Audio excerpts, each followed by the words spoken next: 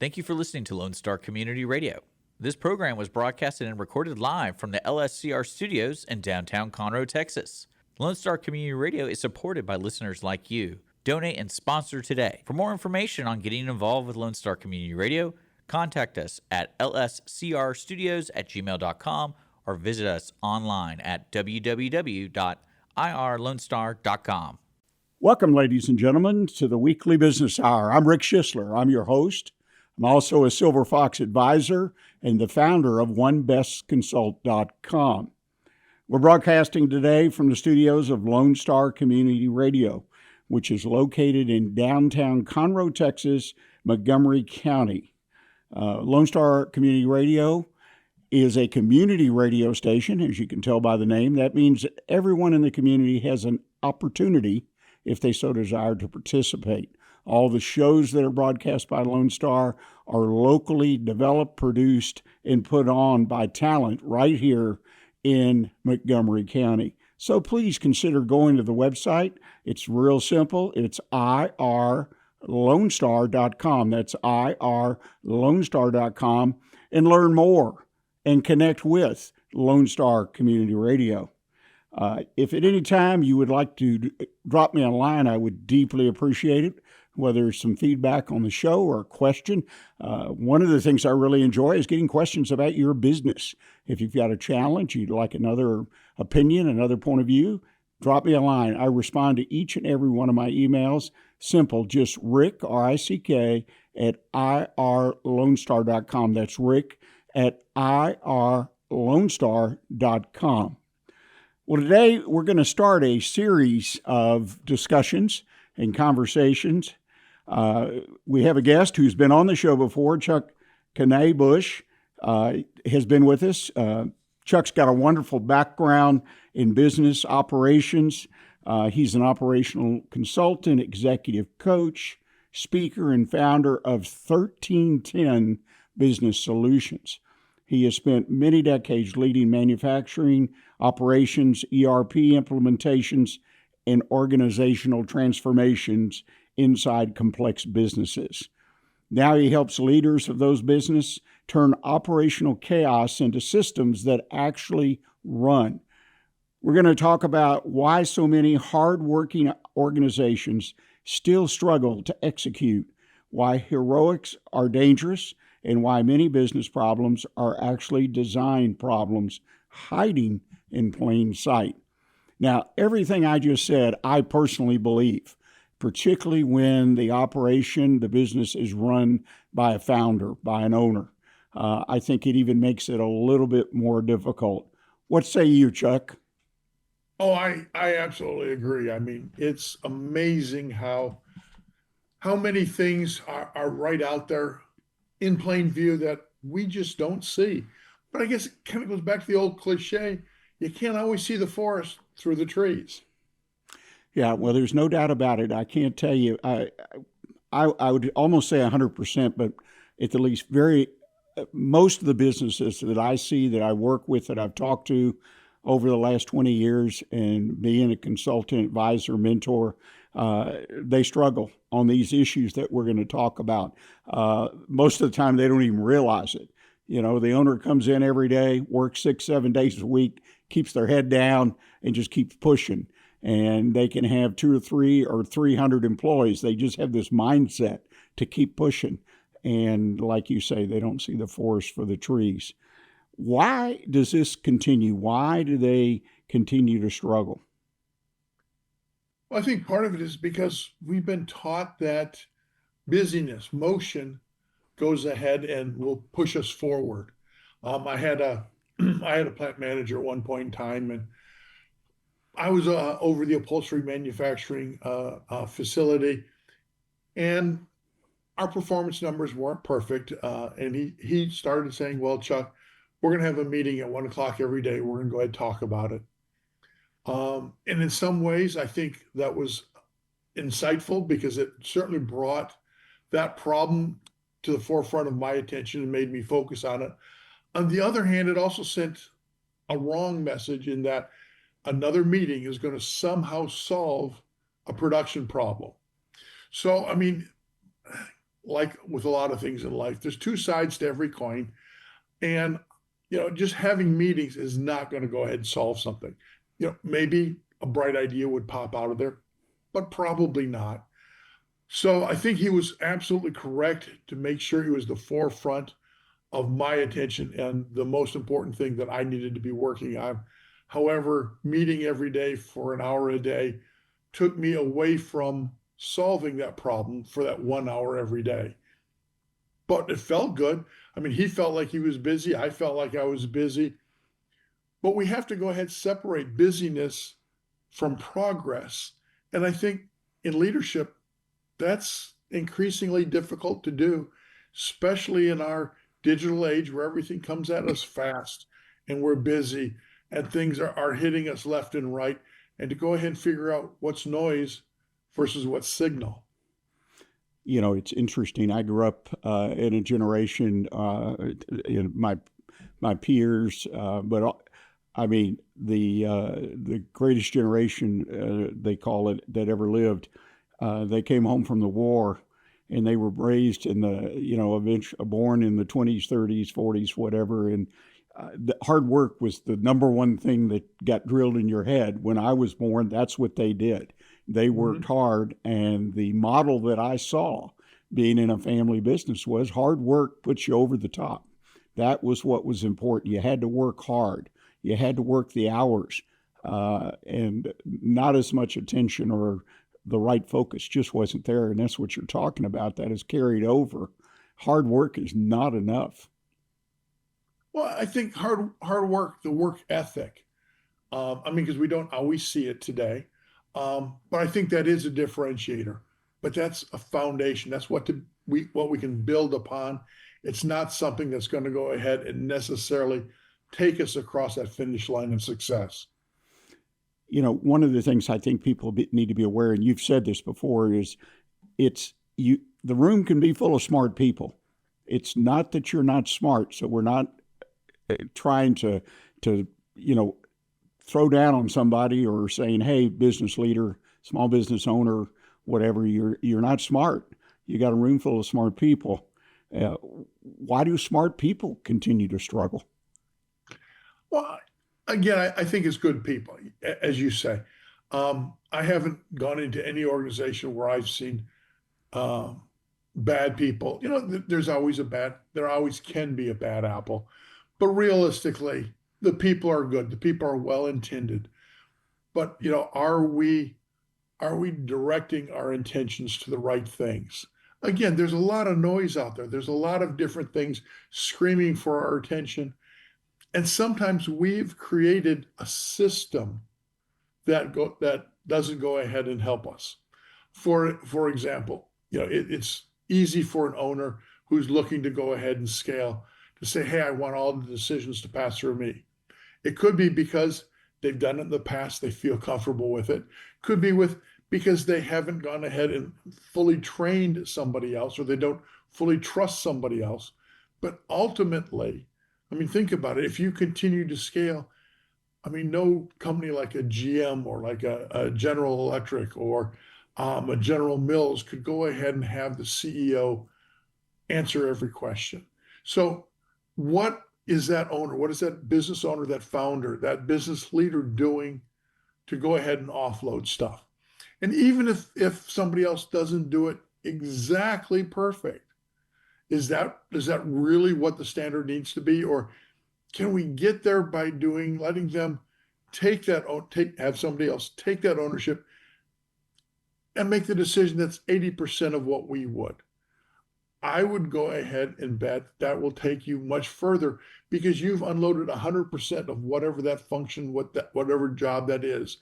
And if they can get it 80% of the way that you could go ahead and do it, you now have 100% of your time back and 80% moving forward. You just got 180% improvement very quickly, very easily. So I think it's about not letting the system of your business evolve. It's by stepping back and being very deliberate about how you want it to evolve and creating the system that makes it evolve in the way that you want it to. I guarantee we have some folks listening to this program that own business, and offloading is something they probably read, heard about, attended seminars, read books, whatever. But it's one, difficult in and of itself to do. And two, when you say 80%, they're going to say, oh my gosh, what about the 20%? You know, what happens? How do you respond to that? Well, I mean, perfection is the thing that can kill us all. I mean, if we're really striving for absolute perfection and won't accept anything less, that's going to go ahead and kill any business, because perfection can't be achieved. It doesn't mean that we don't strive for it, but realistically, I mean, in the book, Good to Great, you know, the author there talks about, well, you know, the companies that either feel comfortable where they are, don't go ahead and take that next step to go to the next level, or the companies that will go ahead and sit there and plan for perfection without taking that next step, because they get in a kind of a planning paralysis. I spent some time down in Mexico with a couple manufacturing facilities, and I don't know if it was cultural or not, but I mean, I see it up here in the US too, but a lot of times we don't want to roll something out unless we think we know it's perfect. Well, and I found that it really held those Mexican facilities back a lot, because they would go ahead and get into this analysis paralysis, because they wouldn't roll it out until they thought they had it perfect. Where a lot of times it's just, let's put it out there. If we think we've got it 70, 80%, let's put it out there. We're going to find some mistakes, but you're going to find them even quicker when you're trying to go ahead and operate with those flaws. And you'll be able to correct them very, very quickly. So I think trying to get to perfection before it's in operation will just go ahead and absolutely slow you down. I know that sounds so counterintuitive, but I mean, part of us as humans, we need to go ahead and make mistakes, because that's where we learn some of the most valuable lessons. Well, I also grew up in a culture where if you don't try, you're not trying hard enough if you don't make a mistake. Right. And that was pushed by a banker, believe it or not, a president of a bank, for his loan officers. You're going to get a bad loan every once in a while, but only if you're trying hard enough. So, Right. That's totally counterintuitive, but it was so true. I mean, I love that example, because, you know, any loan officer who's looking for the perfect candidate to give a loan to, he could look for years and never go ahead and give any loans. Now, is that perfection? Maybe, but it also doesn't make the bank a single dollar. So does that go ahead and hurt what the bank's trying to go ahead and do? Absolutely. So I think there's a balance there that we as business leaders need to go ahead and find and apply. Effort versus execution.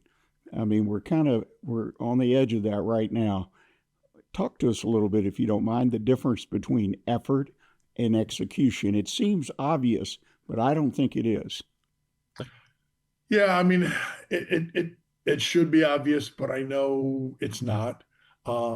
It's not when you're in it. It's not always even when you're outside of it, although it certainly helps to be outside of it looking in. Because, you know, effort, it feels good to be doing something. You know, you can't just sit back and wait.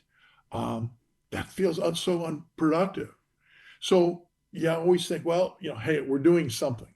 But are we doing something that leads to the goal that we have at hand? Or are we just doing something to do something? Because doing something to do something wastes resources. I mean, and the most precious one is our time. But doing something to move the ball forward toward the goal, even if we make mistakes, we're going to get far more traction. We're going to make far more yardage that way than just by being busy. And again, I think it goes back to that whole busy work versus planned next steps. Well, you know, that comes to my mind is that many times we start these initiatives, and again, even very small businesses, we go in and we say we're going to do this, or we're going to kind of change this, and it will be easier, or it'll be more effective, we'll make more money, whatever the goal might be. And then I find people, we got to do it now. And they push, where urgency kind of comes around on you, doesn't it? And can bite you. Well, urgency means you're reacting to something. And I understand on the one hand, we just finished saying you need to be doing something. On the other hand, we're saying, well, slow down. So yes, I can understand the confusion that puts out there. But urgency generally means you're reacting to something. Have you thought it all the way through? Or are you shooting from the hip? Are you just going ahead and responding to the moment rather than stepping back, seeing how that moment plays out, not just the current step, but 2-3 steps down the line, and saying, how does this fit? Or does this mean that we're totally pivoting the organization in a way that we had never planned or never expected to? I think it's Charlie Munger who says, don't always look for the first level results. Look at that second or even that third level. And he's been very, very successful doing that. Well, it makes a lot of sense. And you made a comment that I saw that many businesses are accidentally designed for firefighting. Now, understand firefighting is near my heart because I was assigned the responsibility at one point in the family business. I had, the joke was I had a fire hat and a spotted dog, and they sent me out to solve immediate problems, in and out. Of course, when I came back, I tried to report or suggest changes that might prevent or make that issue easier to deal with in the future. But yeah, I'm a firefighter. But for people to design a business, and you say accidentally, I think you're giving them a little room to squirm for firefighting. Talk about that a little bit. Well, in society, we all worship our firefighters. 9/11 is a great example. They went into a very bad situation and they were trying to save people. They were trying to go ahead and save lives. They were trying to understand what was going on. And so there's a little bit of hero worship with that, and there's nothing wrong with that. However, if we had previously planned to prevent a fire, aren't we so much better off? We don't have to burn down the building to go ahead and understand that the building can catch fire. And that's what those fire marshals are all about. A lot of times you'll go ahead and hear business leaders say, I fixed the problem. But yet the problem comes back again next week or next month. So did they fix the problem, or did they fix that current situation? And again, fixing the situation may be needed in an emergency, but to fix the problem, we have to get to the root cause.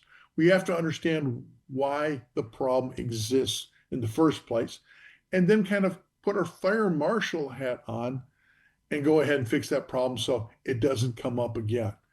That's really where the value is. And unfortunately, those are not the people, they're kind of the unsung heroes. That's where you see kind of the operators, the operations people, because they're not going to go ahead and get the glamour of, hey, I rushed into the burning building, I grabbed the child and ran back out. They're the people who made sure the building never caught fire in the first place. Or installed the fire suppression systems. So if Absolutely. it did, it put it out. No, it's an interesting analysis that line to go down is, and as people build, I start a business. I've never met anyone and owned a small business or was considering that didn't want to grow. Now, many times they're not quite sure about that, but that's a story for another day as far as what growth looks like to them. But they want their business to thrive. They want it to continue. But scaling a business, as it's called, properly, it sort of falls back in the same general category we've been talking about, effort. It's not all hard work. It's scaling requires certain approaches, and a lot of small business people don't seem to understand that at all. Well, it's tough to scale. I mean, that seems to be the societal push for everybody. Hey, make it bigger because bigger's got to be better. Bigger generates more revenue. Maybe, maybe not. Maybe there's just more cost. But once the decision is made to scale, we have to kind of step back and say, okay, how are we going to do it? It's not just replicate ourselves because we can't. It's how do we take the knowledge that we have in our head, because I'm guessing we probably didn't document it, and say, okay, how do we want customer service to work? How do we want marketing? Because we've made all the marketing decisions in the past, where to advertise, how to advertise, what that ad copy looks like. Yeah, we might have gone, I'm dating myself, back to the newspaper guy and said, hey, come up with an ad and let me review it. But there was always the control stood with that leader. So now it's, okay, what do we want to present as our business? What are our values? And if we don't have that documented, how can the person we bring in to do marketing, let's say, understand that? So we have to step back, we have to slow down, we have to create that system from the very foundation, which are, what are our values? What's our vision? What's our purpose? What's our mission? And once we start to have those, now we can start to go ahead and hand it off to somebody else. But that's just the foundation. That's just the first step. And then from that, we build on, okay, in their particular functional area that we're bringing them on to help us. What are their boundaries? And boundaries and guidelines don't go ahead and slow us down. They actually make it much faster because the individual knows where they can go ahead and put the pedal to the metal. And they know where, well, I'm getting a little outside, and now it's time to escalate it back to that business owner and say, can we have a discussion about this? I don't fully understand this. I know I'm getting close to the edge, but I don't want to go ahead and have us fall off the cliff either. And now all of a sudden that becomes a productive discussion rather than just a busy work discussion. And I have to add this because it's sort of my number one pet peeve, I hate to say peeve, but challenge when I come into or asked to comment on a business is when we open that door called planning, which you've sort of moved in and out of it, the mission, what is our mission? That's part of planning. And immediately I run into resistance and I don't have time. And I'd love to get a hold of people that are considering starting a business. That's why I make myself available for an hour at least, just anybody. Sit down and talk and pose some questions to them. So, what is your objective? What are you trying to do with this business? And get them to think about it. Because what you're saying with a little bit of thought and planning and setting up some basic, then you work towards them. The thing Rich Hall was on last week. He is absolutely an expert in exit planning. And he talks about preparation for the exit. Well, there's a lot of things that are in list and whatnot, but it's the idea that when am I going to exit? As far as in advance, maybe the day you start the business, if you're one of my students, that's what we're going to talk about, whether it's 20, 30 years down the road. Always check off against it. But it's a bit of planning, and people, I know the farther up the chain in size of businesses we go, planning becomes more of a function, but it also can get off track, and I respect that. I think it makes the difference between a great or successful business and one, if it does make it, that's just ho-hum. Again, whether you got 2 or 3 or 200 employees or 2,000 employees, this is a very, very important, I feel, integral foundational block is what you're talking about here, is considering the scaling, whatever the topic is. But it's about planning what you're trying to do and understanding that, and then conveying it right to the workforce.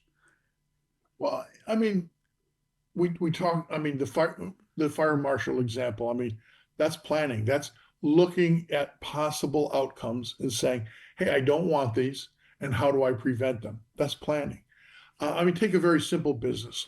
My nephew has a detailing business. Without planning, his first customer would have come to him and said, oh, Tyler, what's it cost to go ahead and get my car washed? I mean, he's got to have a plan. He's got to set a price, and even thinking through that, it's planning. So why planning has such a bad name, I'm not sure. But I mean, everything we do needs to have some level of planning. Now, that doesn't mean we get into analysis paralysis. We don't have to go ahead and spend years to come up with a plan to launch a business. But it doesn't mean that we do it just by the seat of our pants either, and say, oh, tomorrow I'm a painter. I'm going to go ahead and start advertising. I'm a painter. Well, I have no idea what the cost of paint is. I don't have any idea what my time is worth. I don't.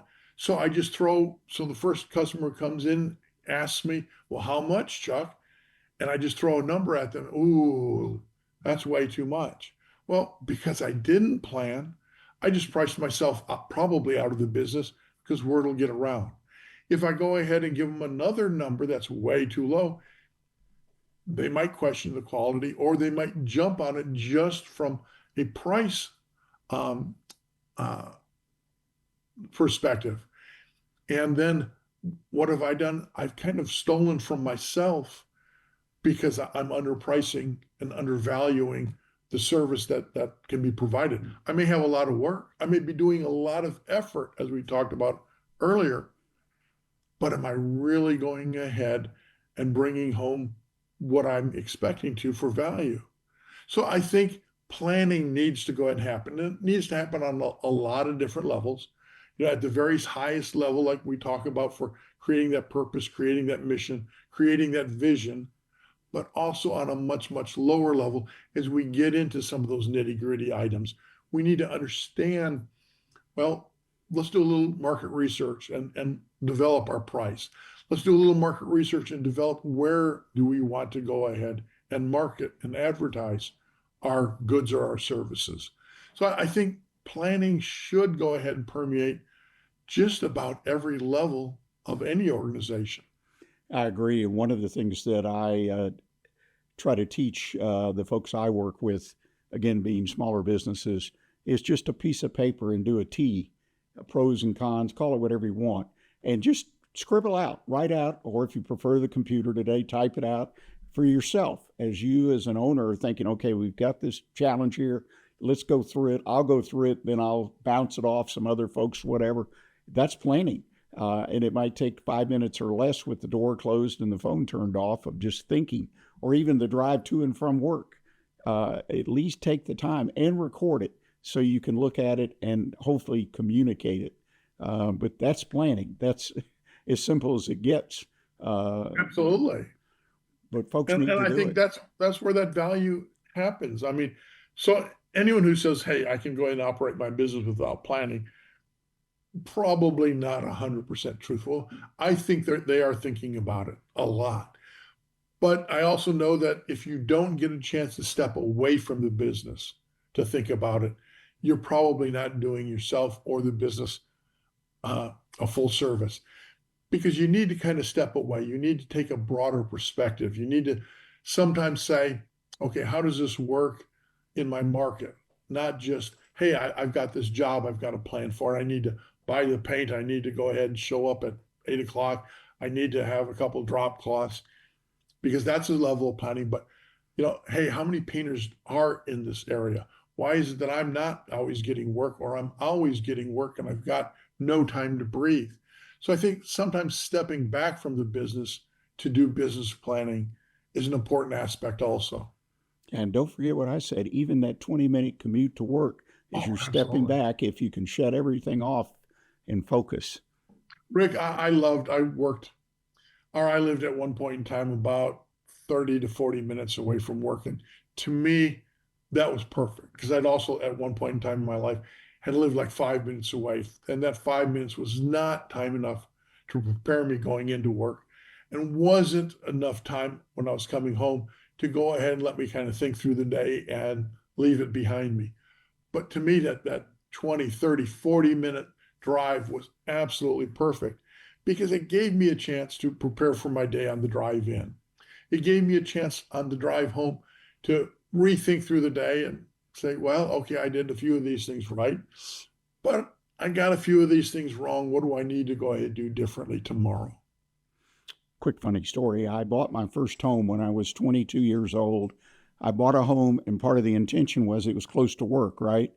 It was 3 blocks from the office for the family business. And I asked my father, I said, well, what do you think? He says, why did you give up your time alone? And he says, you were 25 minutes. It gives you that time to think, just what we're talking about. That was his only comment to point that out. So, yeah, it's a great tool. Absolutely.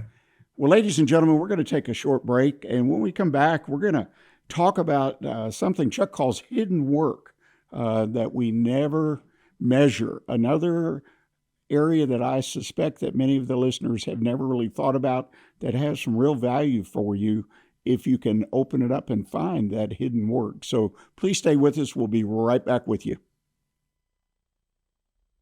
Every Friday, tune into Texas Ticket on Conroe's 104.5 and 106.1 FM with Armando Nino of Gull Lake Conroe, focusing on Montgomery County area events and places.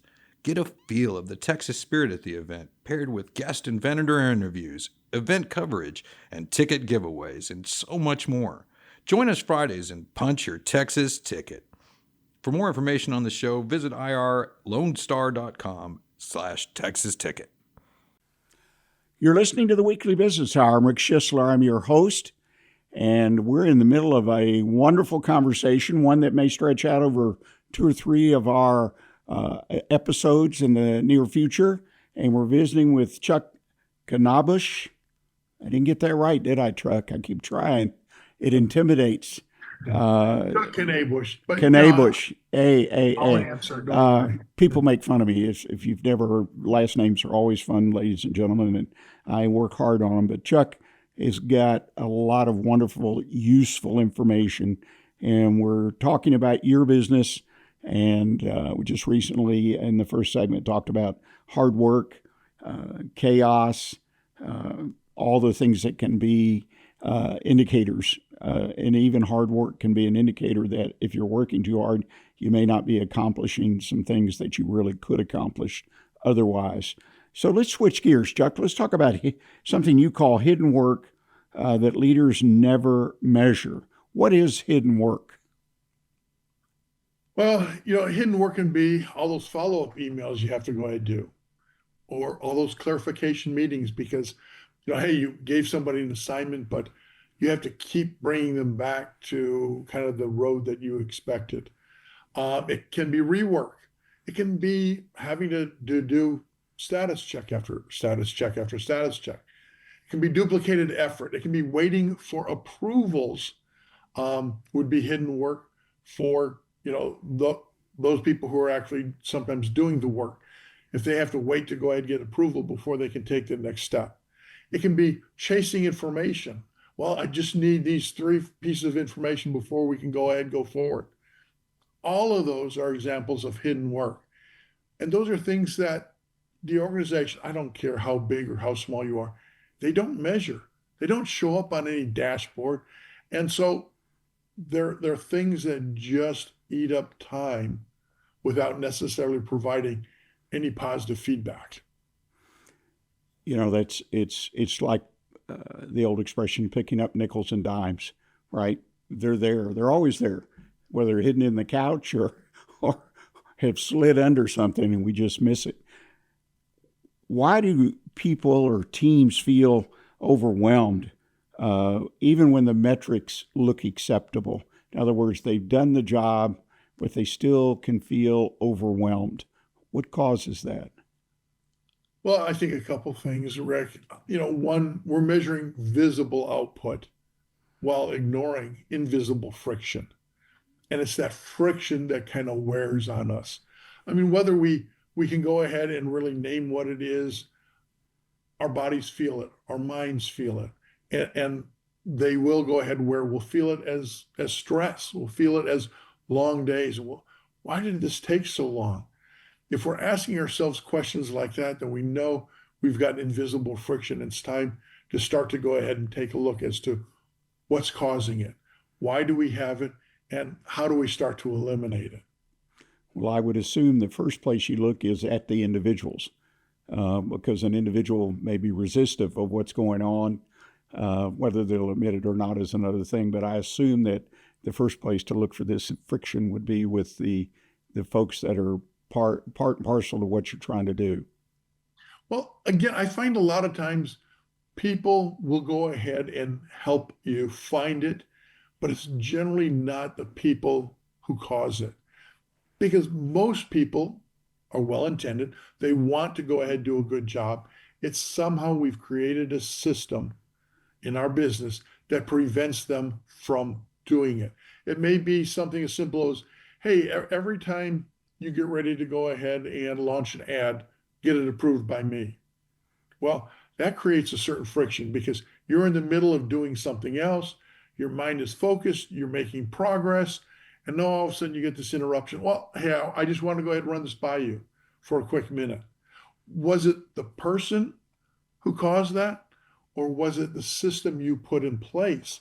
So, a lot of times people are the ones who will be the indicators. They'll be the symptoms, but we have to go back and look at the system that we've put in place and say, okay, how do we modify that? And it may be something as simple as, hey, any ad under $100, you can go ahead and approve.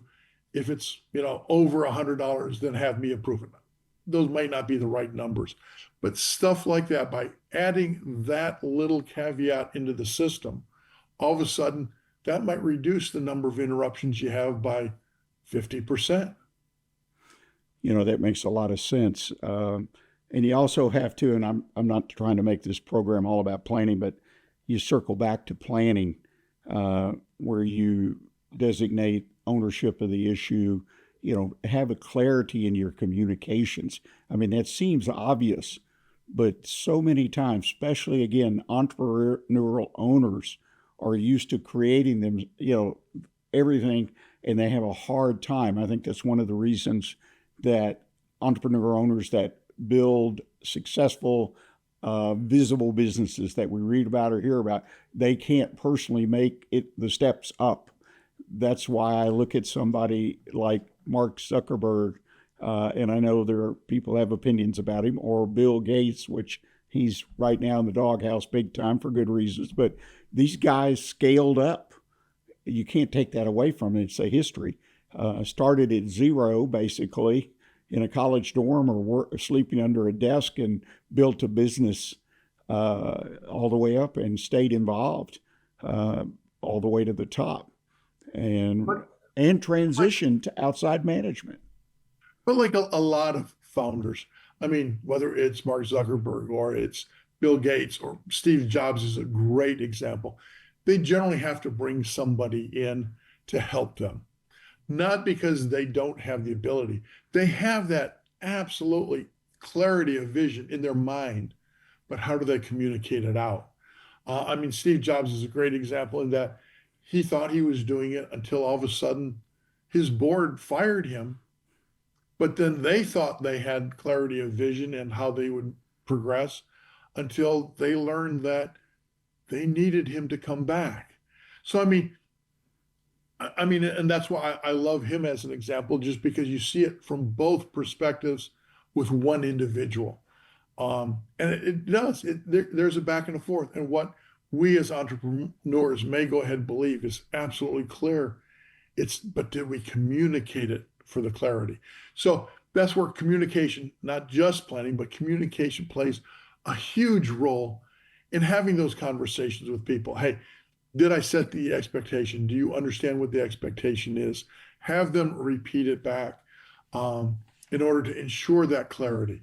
Because clarity in my mind may not be the same thing as clarity in your mind. And it's going to take a conversation. It's going to take some time and some energy, but that's the time and the energy that's going to go ahead and reap rewards. And I think that's one of the difficulties that a typical normal entrepreneur has starting a new business, the hat issue where we wear all those hats, as they like to say, to the point your head wants to burst, but you work, 12, 16 hours a day, 6, 7 days a week, trying to just break through on this. And a lot of it is clarity. and your team of 1 or 1,000 being able to make sure that the communications structure is there. And these, to me, are the real moving parts. It's not necessarily the idea of the product, obviously very important, but I believe even more important to the long-term success of the business is how the organization functions and how well. And I like your word, friction, I would say at this point, frictionlessness. Boy, is that even a word? But it moves and things are smooth. And, you know, it's really interesting, Good to Great, some of those books that have been written to read about companies that have these positive attributes and understand how they're able to and typically motivate thousands of people and communicate with them, always with room to improve, but they really make it happen. I personally have a great joy in reading or being involved or even buying a product or service from what I consider to be a great company. It just sort of lights me up. I said, boy, and they're too few and far between, in my opinion, which means there's plenty of opportunity for those out there that are in business or starting businesses to develop themselves and become that leader in that niche and hopefully be that success. Well, for the books that you mentioned and I've mentioned, I mean, obviously there are patterns that exist. And it's a matter, and that's what a lot of times those authors are pulling out. They're pulling out those patterns and saying, hey, this is what makes a good company or a great company. And there's definitely a barrier to get from good to great. Well, so if the patterns exist, why don't the rest of us see them? And that's where sometimes you need that third party, that consultant, as you've been in the past, or coach, as I've done at different times, to go ahead and help that business owner through. And I mean, I'm a big believer in mentorship, whether you're, you know, some lowly production worker all the way up to some great CEO, because you can't see everything. You're going to have a blind spot. That's human nature. But that's why you want to go ahead and find somebody out there who can help you to go ahead and cover and see that blind spot, so that way you can better react and prevent it.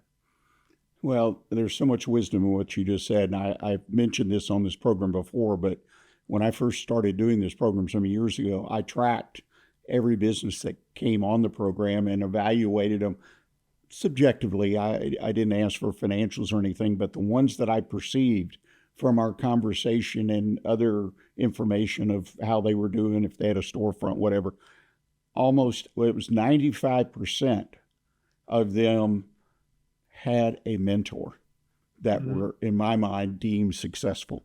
I tracked it. I was curious, and I said, okay, day one, and I'll ask that question on the air, do you have a mentor? And 95% of the ones that I deemed successful, highly successful, stood out in the crowd, had mentors. So there's an uneducated statistic, if you will, but that proves the case.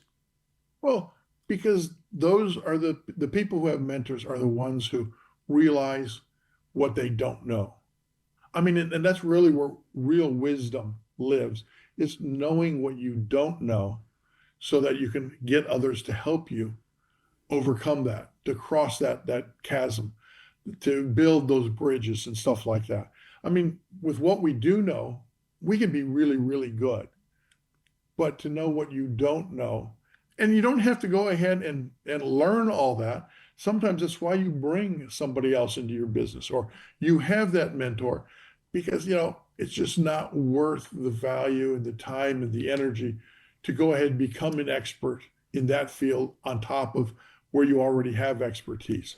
So absolutely, I think that's why mentorship is such a wonderful thing at all levels. Makes a lot of sense. Let's digress on this issue, though, a little bit further, because people seem hesitant to engage with a mentor or bring in an advisor, consultant. What should I expect if I look for a consultant, advisor, or mentor? And each of them, in my mind, are a little bit different, but the idea that I'm going to allow someone else to come in, a third party, if you will, and look at my business, learn its deepest, darkest secrets, because I think that's required, and give me advice and direction. What should I expect? Well, I think, and you're right, there are differences. And I think, like for a consultant, if I'm looking for a consultant, I'm looking for somebody who has answers, who's going to go ahead and jumpstart me, let me leap across that canyon of that I don't understand to get to the other side. They're going to provide the expertise. The difficulty sometimes is then maintaining that expertise and bringing it in-house so you don't have to have a permanent consultant out there. A coach or an executive coach, they're ones who are going to try and pull the answers out of you because they believe you have the answers. You just don't have yet the perspective. You haven't had a chance to step away sufficiently from the business to look a little bit broader. So I think they're going to take a different approach because they're going to be pulling answers out of you that you probably have, whether you realize it or not. So sometimes it's understanding and having the self-awareness to say, is this something that I probably have knowledge of and just don't, or I've been trained in the past, but I just can't see how to apply it here? Or is it something that, that I just don't have the knowledge. I don't have the time for the training. I know it's one of my blind spots. So those are the different approaches, but then it's having the questions and, to go ahead and find the person that fits. Because I think fit is a big, important aspect of any coach or consultant. Are they going to have those conversations with you? Are they going to be honest with you? Are you going to be honest with them? I know NDAs can go ahead and cover a lot, but ultimately it's got to get kind of beyond the legal aspect and can you really bare your soul and have the conversation and know that this individual isn't going to go running around town airing all your dirty laundry. So yeah, it's because it is a back and forth. It's like a best friend growing up. It's like I hate to say parent because that's more of an authority, and I don't believe that mentors are like a parent-child relationship. There are some similarities only because they have gotten some wisdom, probably through the potholes of life, that you have not yet gotten. And you want to avoid at least a couple of those potholes by listening. But I've also gone into companies that they didn't want to listen. They wanted to bring a consultant in. They wanted the expertise. They wanted to go ahead and check the box, but they didn't want to necessarily apply it. And that's sometimes the difficulty on the consultant side or the coach's side, is because ultimately you are not the decision maker. You have to go ahead and provide what you provide, but ultimately they're going to make the decision whether to apply it or not. So it can be difficult for somebody who has run their own business to mentor somebody else or to go ahead and provide that level of assistance because you're used to making those decisions. Now, all of a sudden, you have to go ahead and allow somebody else to decide whether to pursue what you suggest or not. So, there's a great back and forth play. So it's really important to find the right one, to ask the questions, to dive deep, to spend the time. And any decent mentor, any decent consultant, any decent executive coach will go ahead and certainly say, yes, we're not going to be charging you. Let's go ahead and make sure we have a fit and spend some time to get there. You make a great point about being an advisor, mentor to people. And that was one of the things I was warned about before I even got involved, was by the managing partner of a very large public accounting firm, because they dealt with it every day. He says, be prepared when you give advice that they won't listen to all of your advice and be able to deal with it. Even though you may feel, hey, it's going to be a train wreck, you just have to get in their mind. And I guess in that, professional attorneys, lawyers, and so on and so forth, people don't listen all the time. I never thought about it because I typically hired a professional. Yes, I didn't take their advice 100%, but I evaluated it and I bounced it. That's why I hired them, though. But I think that the mentor-mentee relationship is one that can benefit anybody. And the ability, again, the best businesses that I personally have dealt with have mentors. Not necessarily me. I'm not saying this self-serving. I'm just saying the most successful. The biggest thing I found, and that I try to convey to people, you own a business. You're on your own. Who do you talk to? You go home and talk to your spouse? Well, that may not be the best thing to do, to mix that. And I say, you've got somebody you can talk to, and at least have a friend, if you will, if you want to call it that, that is going, as you say, needs to be honest, straightforward, confidential, and share what you're doing.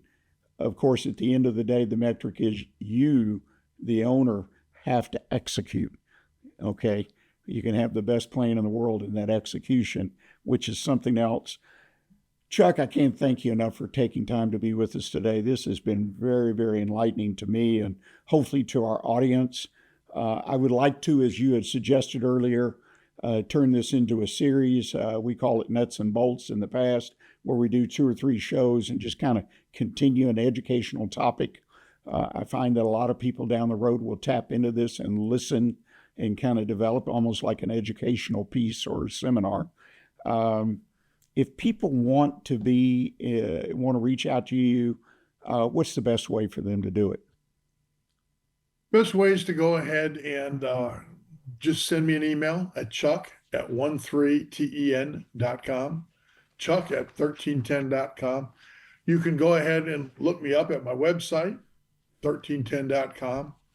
But I also, because I am an author, I've got 1 book out, I've got another book coming. You can go ahead and look up my books and some future books that I'm planning at hopeisnota.com. hopeisnota.com. That's an interesting title. I like that. I was unaware of that. Well, your first book is very interesting, and I'm anxious to see what you have put together in your second book that will be coming. And again, I thank you for considering joining us again in the future, and thank you again for your presence today. It's been a great, great conversation. Thank you, Rick. I absolutely enjoyed it. And ladies and gentlemen, I want to thank you for taking the time to listen to the program. Put a note on your calendar. We'll be back here on Monday at 11 a.m. for those who want to listen to the program through the radio. We're an FM, Conroe City Radio, 104.5 and 106.1. We also have an app at Lone Star Community Radio. Just download it. You can listen wherever you are, whenever you want to. So there's no doubt. And as I tell those that listen to this program and others that I meet along the way, until next week, stay engaged and always keep your focus on what counts in your business. Thanks.